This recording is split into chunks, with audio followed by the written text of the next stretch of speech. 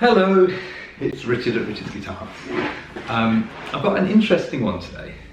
I've had a young lady, or a lady, online, and isn't it strange that you say young lady? A lady of some age, Natalia, who has contacted me, and her inquiry was for a Vintage V72, and quite understandably she highlighted that now she's in another country, I think Spain possibly, and she highlighted that amongst the prices that she'd found online, my price was more expensive than others she'd seen online. So this is completely understandable, and it's going to be. And the reason being is vintage guitars are made at a certain price, and I've covered it of sorts in other videos. And but not everybody can necessarily watch all those videos and understand everything that I'm talking about or know about it. So this video is for Natalia. So hello Natalia, how are you? And what I've promised Natalia is that I will video myself opening the box and just experiencing those first few moments with the guitar. So you're going to see a fly on the wall of one guitar. I've got literally no idea what will be inside this box. I have no idea. It's taped. I'm going to show you the tape. There's no evidence of me taking the tape off. And it's a weird situation because I don't want to find something that's not going to work, and I don't want to make vintage guitars look bad as such. And likewise, if it's really, really good, then great. But maybe there's no point in doing the video. But what I said to Natalia is that regardless of the condition of this guitar, and actually this is the most important thing, regardless of the condition of what the guitar is like that's in this box. Now, bearing in mind, if you buy this guitar from a mail order company, this is exactly how it will ship. And as we know, most shops don't do a lot of work or any work, the varying scale of work to the guitar they're selling. And so this is the condition of the guitar that maybe a customer would find, and the condition that I'm going to find it in. Now, what I've told Natalia is that I'm expecting, the key thing here is I'm expecting the strings to be totally wrapped in paper. Now, you wouldn't normally see a guitar with strings which are wrapped in paper. But if you're the actual supplier of the guitar, you'd be very used to it, because factories, when they make the guitars, whether it's to do with corrosion, to try and soak up some of the atmosphere, you know, in somewhere like Indonesia or China, you might have higher levels of moisture in the atmosphere. So they want to kind of maybe soak up some of that with the paper. I don't know, but the strings are always wrapped. It might be for protection, so that the strings don't sort of squash against the frets. I don't know. So I'm gonna give it a go now. Now, just to show you, there's a light source behind this, so I don't want it to go out all black and white. But this is the here. I can do this. Okay. So this is the box we have here, and there's Natalia. That's your order number. And you'll see the tape is there and there. So it's been completely unopened, okay? So I'm going to start, and I'll put this over here. Okay, that's perfect. Right. That's good.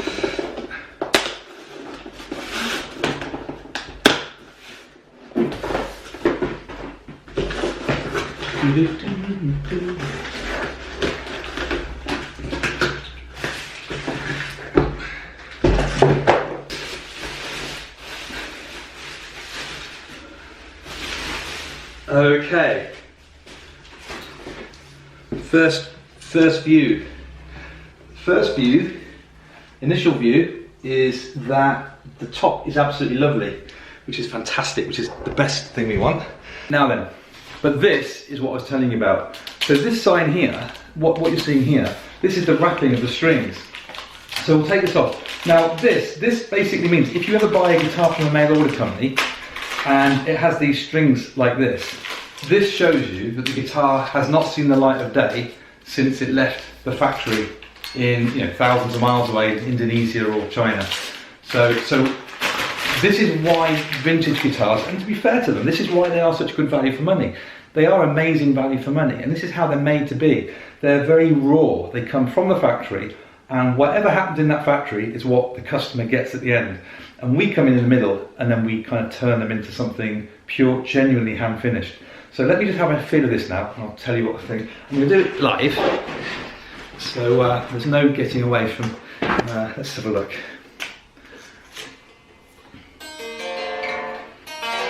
So the first thing that's really important to mention is just to, again, to highlight that point. That again, if you're a beginner and you're learning to play the guitar, even if the guitar is perfect, which we're hoping it will be, just the fact the guitar's out of tune when you get it out of the box isn't particularly helpful. So that's completely out of tune. But let's just have a quick whiz through.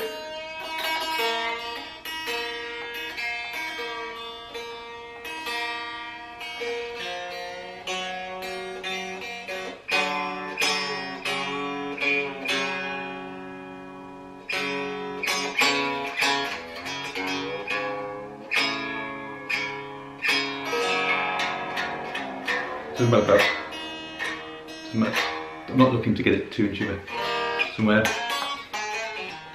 Okay, so very quickly, very first thing that I noticed straight away is fretboard's quite dry. If you look at this, the fretboard on here, I'm hoping it will show nice. See, it looks almost quite nice in that light. I can't see what, because I'm looking at a very small screen, but I don't know if you can see it, but the fretboard's very light in colour. And I don't know, I'm hoping that will show. So the first thing I'd say is the fretboard's very light, it's got a very dry feel to it. The fretboard's very dry. We put lemon oil on all the guitars that we do. So that's the very first thing. Now, frets, the frets aren't, the frets aren't too bad at all. But by vintage standards, they are, on the sort of, probably kind of what we'd like to hope they'd be. You've got these kind of sharp edges, but nothing too bad. But all of that will be smoothed off and have lovely smooth fret ends. So now action, it's really good. This one. I'm really hoping this one is all going to come out okay because it looks beautiful, really nice. In terms of cosmetic issues, honest to God, this is a really good one. So next thing is to get it to the tech and see what he thinks. Okay, might find something that I've not noticed. Okay, bye. Hello, I'm in the workshop with Chris, and we have the guitar here that we've just been talking about. And the first thing that Chris has just shown me is right here. So he's taken the actual knob off, which was here. And problem we've had is just that. So I didn't play with obviously the controls when I showed you in the thing, but this was loose. So it's a very simple thing. And so Chris, would you want to? We may as well just show them how to tighten the screw there. So there we go. Simple. It's simple and easy, not a big deal, and we are just tightening it. Second thing we found on the guitar is, again, relatively minor, but it's worth adjusting and sorting at the point of sale. So hang on, I'll show that now. So the pickup is very close. It's a magnet pulls on the string, and it can pull the intonation out and give you some unwanted noises sometimes when you're playing the string as well. So bottom line is, very simple adjustment. We just adjust it here. Now also, these two, when we are setting up, when Chris is setting up the guitar, these two pickups we want in balance. So we do want this pickup, and the reason why this is probably so close to the strings is when it's in the factory, the guys in the factory know that they want this output to be kind of to compete with the neck pickup here. It tends to be the brighter pickup, the more you tend to get more volume in the back pickup over a neck pickup. It's considered your lead guitar sound. So you tend to find, they've just overcompensated and it's just a bit too close. So we'll make sure that this one, the volume that comes out of this, still has a nice competitive edge against this one, which is a mini humbucker, but we don't want it that close, so we're going to wind it down. Okay. It's a positive point, guys, to notice, just want to sing the praises where praises are due. The finishing inside this F-hole on here is absolutely superb for a guitar of this price. And this, I'm not going to say again, this is not something necessarily we would expect as standard, but pretty much every angle is really nice. I mean, you could argue that maybe the tiniest bit in there that's just been, you know, you wouldn't tell anyone off for not getting into that tiniest gap in there, and you never. So yeah, very good. So all in all, we're very happy with this one. Chris has given it all clear. Hasn't set it up yet, so he's going to start setting it up properly now. And I'll come back to you when it's all done, when the fret ends are all done and all the nut slots and everything else. Okay, see you later. Bye. Okay.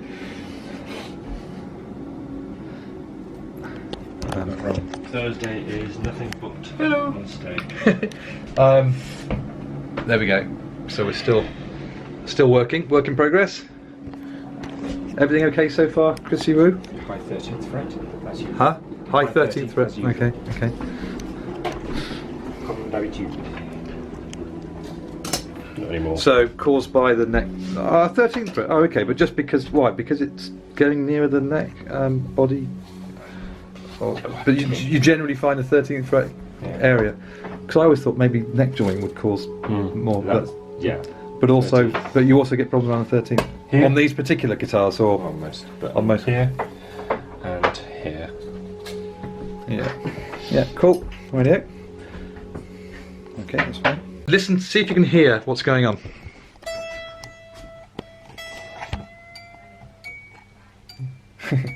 Okay. And just so that everyone knows, is that coming from? That's right there. Around so Chris is basically slot. Yeah. So Chris is bending the string. It's literally. Oh, there. Oh, do that again, Chris. You might be able to see it in magnified. Oh, there you go. Bing, boom. So that is just from a slightly rough cut nut, I suppose, in the slot. Wide. They've cut it too wide, so it's moving around in there. Yeah. What are we going to do to that to remedy that? Trade secret. Yeah, the trade. So to, yeah, we're going to and we're going to bit that, and then and yeah, and yeah, and then it'll be fine. The nut was where it's been cut, rather than rounded as it is now. Unfortunately, because I'm out of the room, I am not. I didn't catch him in time, but you see how he's rounded that off. So that now just rounds off at the edge there. So that was sharp up and across. So now it's just got a nice smooth touch there. There we go. Hello, got it all plugged in. Just quickly give you a bit of the sound of the guitar. This is for Natalia. This is your guitar. It's on its way to you. It's all looking beautiful. The tone control works. The pickup is nicely positioned. The nut doesn't ping at you when you bend the string. The frets feel nice, and it sounds absolutely amazing.